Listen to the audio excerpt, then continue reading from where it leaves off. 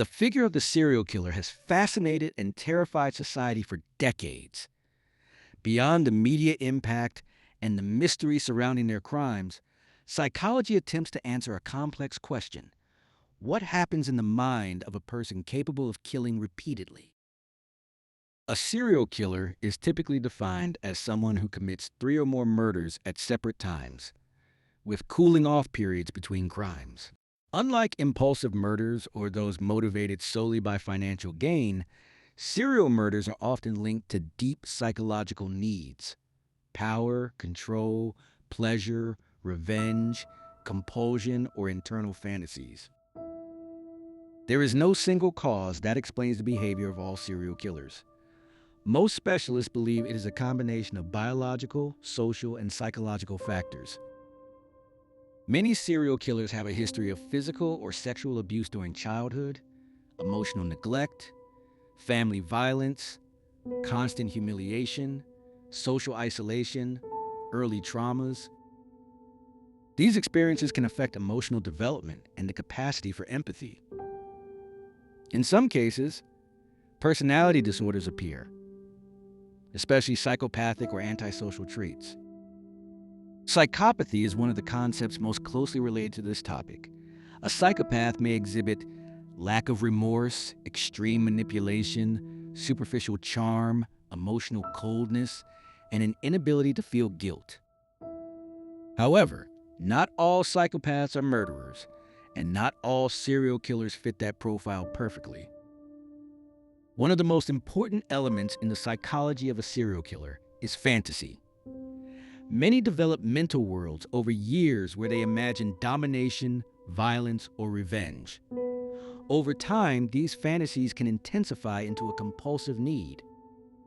For some, murder is not just an act of violence, but a way to feel in control, escape feelings of inferiority, experience emotional or sexual excitement, reaffirm power over other people. In many cases, the crime follows a specific ritual. This ritual may include the selection of victims, certain methods of attack, or repetitive behaviors. The repetition provides them with psychological satisfaction.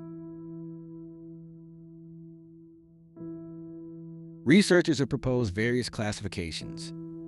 Some kill for psychological pleasure, sexual motivations, desires for power, extreme ideologies, psychotic delusions. There are also differences between organized and disorganized killers.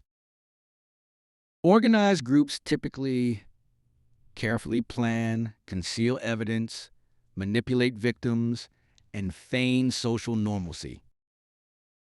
Disorganized people act more impulsively and leave more traces. One of the most disturbing aspects is that many serial killers lead seemingly normal lives. Some have jobs, partners, or stable social relationships. This ability to conceal their true nature is often linked to manipulative skills and a lack of genuine emotional empathy. Society tends to imagine easily identifiable monsters, but in reality, many serial killers can look like ordinary people.